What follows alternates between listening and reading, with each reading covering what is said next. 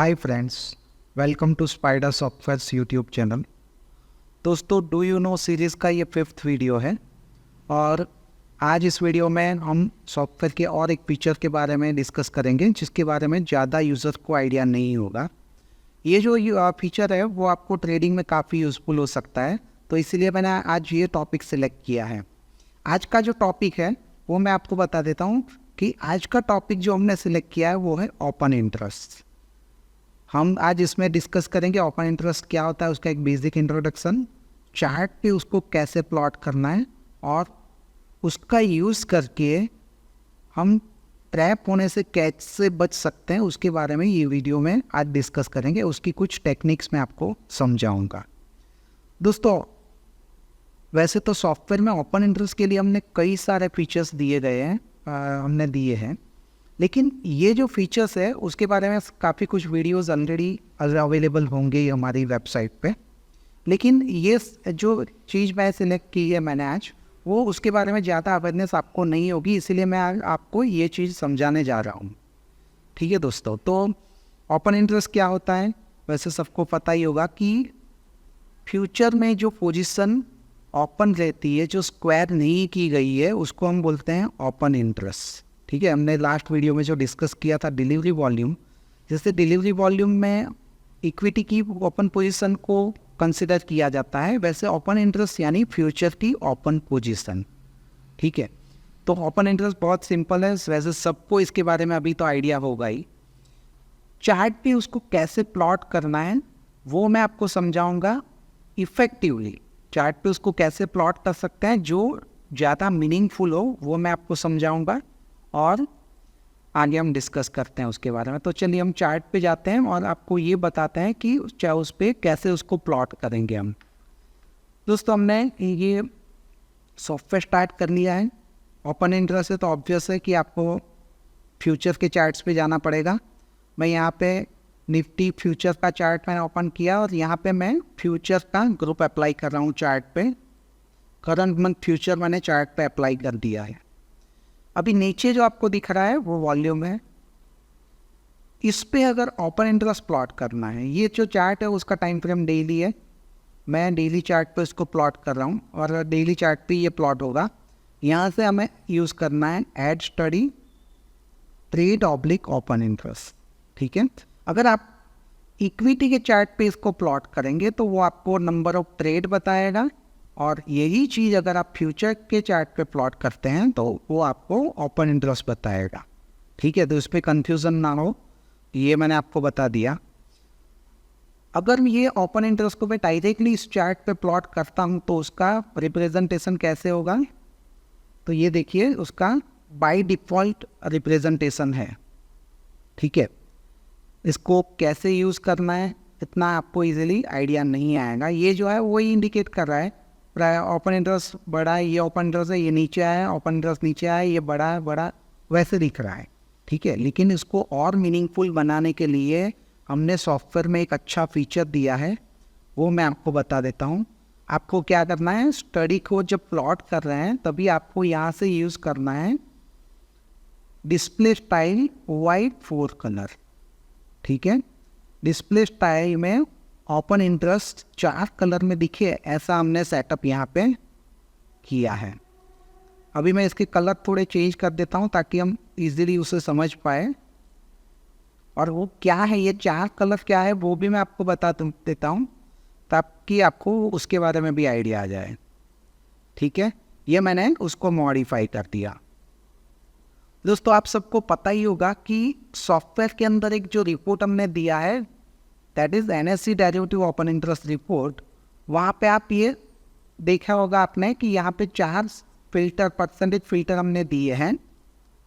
ये price up OI up that is long buildup, price up OI down that is short covering, price down OI down OI up that is short buildup, price down OI down long unwinding. ठीक है, तो मैं आपको colour से इसको समझा देता हूँ। यहाँ पे जो ग्रीन कलर है that is long buildup, dark green है that is long buildup, light green जो है that is short covering, red colour जो है that is short buildup, and ये पिंक कलर जो है दैट इज लॉन्ग अनवाइंडिंग। ठीक है, तो ये इसका रिप्रेजेंटेशन यहीं से आपको पता चल जाएगा कि पर्टिकुलर स्टॉक में उस दिन क्या हुआ है। अगर मैं ये आरती इंडस्ट्री का स्टॉक ओपन है उसकी बात करूँ तो उसमें लास्ट ट्रेडिंग डे ये 22 है, 22 को उसमें क्या हुआ है, कौन सा कलर है आपको, लाइट ग्रीन कलर दिख रहा है, उसका मतलब ये जो है वो शॉर्ट कवरिंग है। ठीक है, अगर ये कैंडल की बात करें तो यहाँ पे शॉर्ट बिल्डअप था, ये चारों दिन शॉर्ट बिल्डअप में स्टॉक रहा था। ठीक है, उसके बाद क्या हुआ, उसमें लॉन्ग अनवाइंड हुआ। ठीक है दोस्तों, मार्केट का फंक्शन क्या होता है, मतलब मार्केट कैसे चलता है कि वो मार्केट ऑलवेज क्रिएट फियर।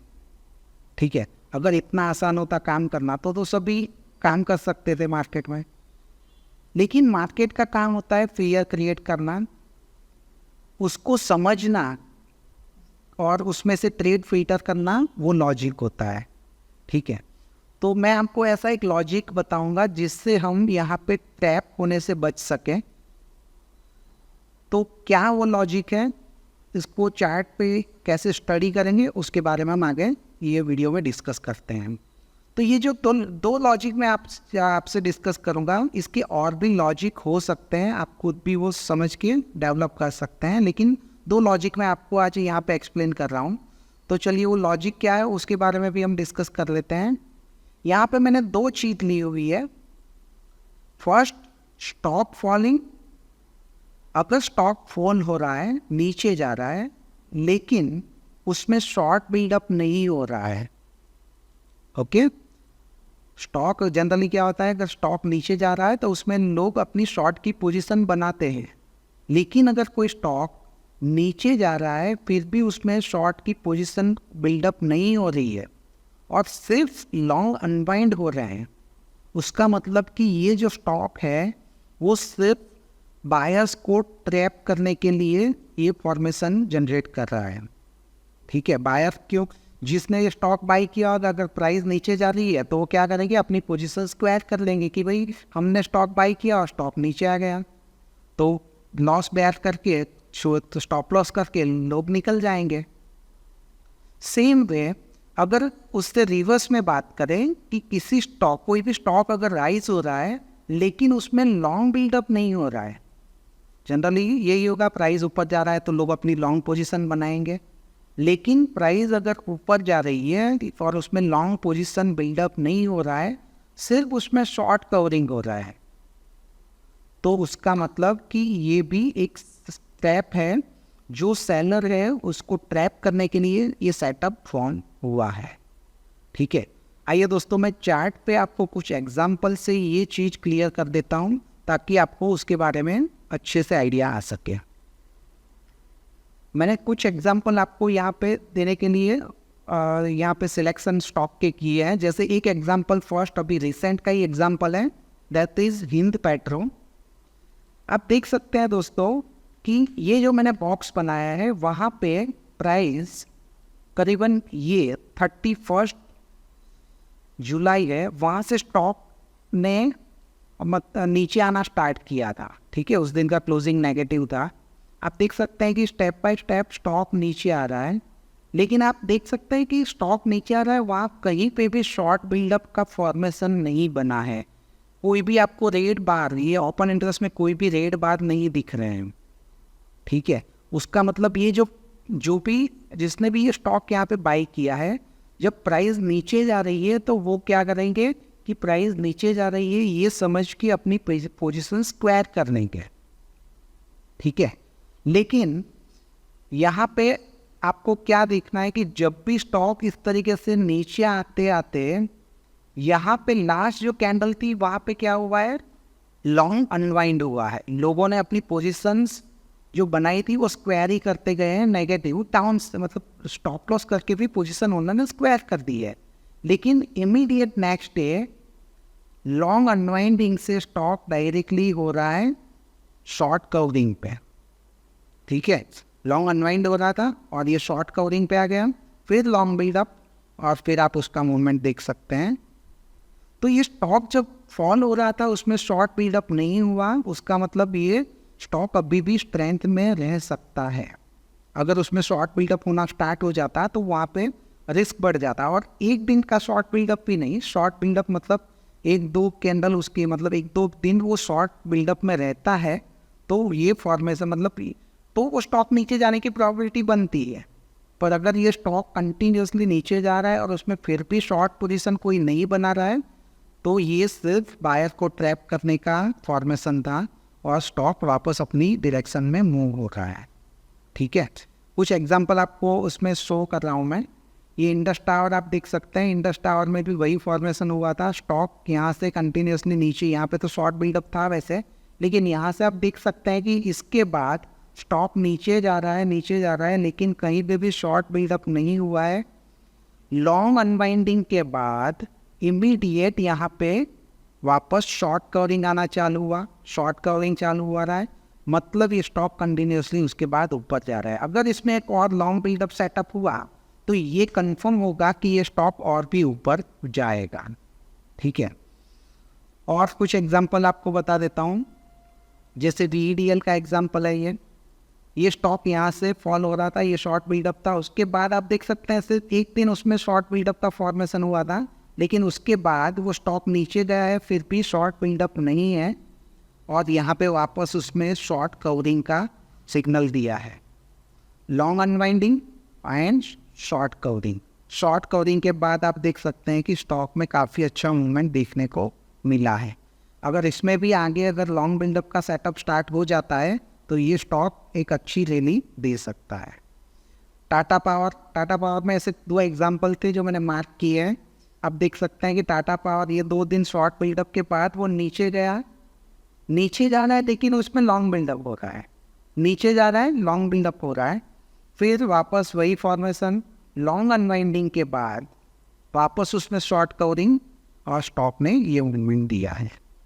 ठीक है, ये बहुत ही रिसेंट एग्जांपल RBL बैंक का आप देख सकते हैं। RBL बैंक यहाँ पे शॉर्ट कवरिंग में था लास्ट, उसके बाद स्टॉक कंटिन्यूसली नीचे आता गया है लेकिन उसमें कोई भी शॉर्ट बिल्डअप नहीं दिख रहा है। ये जो है वो शॉर्ट कवर हो गया। मान लीजिए यहाँ पे जिसने शॉर्ट किया होगा, शॉर्ट करके जो गए हैं आगे, उन्होंने पोजीशन स्क्वायर करनी चालू कर दी है, पोजीशन स्क्वायर करनी चालू कर दी है। और यहाँ पे एक लॉन्ग अनवाइंडिंग के बाद अगर मान लीजिए यहाँ पे कोई बाई करके गया है तो उसको भी मार्केट तो डराएगा ही, उनको भी यहाँ पे एग्जिट करवा देगा और फिर वापस वही फॉर्मेशन, लॉन्ग अनवाइंडिंग के बाद एक शॉर्ट कवरिंग देखने को मिला और फिर वो शॉर्ट कवरिंग आगे बढ़ता गया और ये फॉर्मेशन बना है। ठीक है, ये ट्रेड अगर पॉजिटिव कन्वर्ट होता है तो उसके लिए इसमें रिक्वायर्ड है एक लॉन्ग बिल्डअप सेटअप, एटलीस्ट एक तो लॉन्ग बिल्डअप सेटअप यहाँ पे फॉर्म होते हैं तो ये अपनी रैली कंफर्म करेंगे अप साइड की। ठीक है, तो ये एग्जांपल मैंने आपको बताया जहाँ पे फर्स्ट फॉर्मेशन हुआ है कि प्राइस नीचे जा रही है लेकिन फिर भी उसमें शॉर्ट बिल्डअप नहीं हो रहा है तो वो स्टॉक ऊपर जाने की प्रोबेबिलिटी है और इस तरीके से हम उसको कंफर्म कर सकते हैं।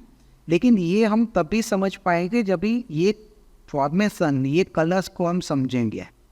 ठीक है, तो चार्ट पे सिर्फ ये लाइन प्लॉट करके, ये कलर प्लॉट करके भी आप उसको अच्छी तरीके से इंटरप्रेट कर सकते हैं, उसमें ट्रैप होने से आप बच सकते हैं। ठीक है, और कुछ एग्जांपल वैसे रिवर्स जो एग्जांपल है, जैसे जहाँ पे प्राइस ऊपर जा रही है और स्टॉक नीचे आ रहा है, मतलब प्राइस ऊपर जा रही है लेकिन उसमें ये देखिए, उसका एक एग्जांपल मैं आपको बता देता हूँ। टाइटन, प्राइस ऊपर जा रही है लेकिन उसमें लॉन्ग बिल्डअप हो ही नहीं रहा है। ठीक है, प्राइस ऊपर जा रही है लेकिन उसमें लॉन्ग बिल्डअप नहीं हुआ है, तो आप देख सकते हैं कि उसके बाद स्टॉक ने रिवर्सल देना चालू किया, शॉर्ट बिल्डअप हुआ और एक बहुत बड़ा फॉल देखने को मिला है यहाँ पे।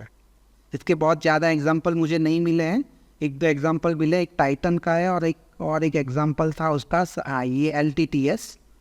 इसमें भी आप देख सकते हैं कि ये प्राइस ऊपर जा रही है लेकिन कहीं पे भी उसमें लॉन्ग बिल्डअप नहीं हुआ है, तो आप उसका रिजल्ट देख सकते हैं कि फाइनली वो स्टॉक नीचे ही आया है। ठीक है। तो 2 फॉर्मेशन मैंने आपको आज समझाया है।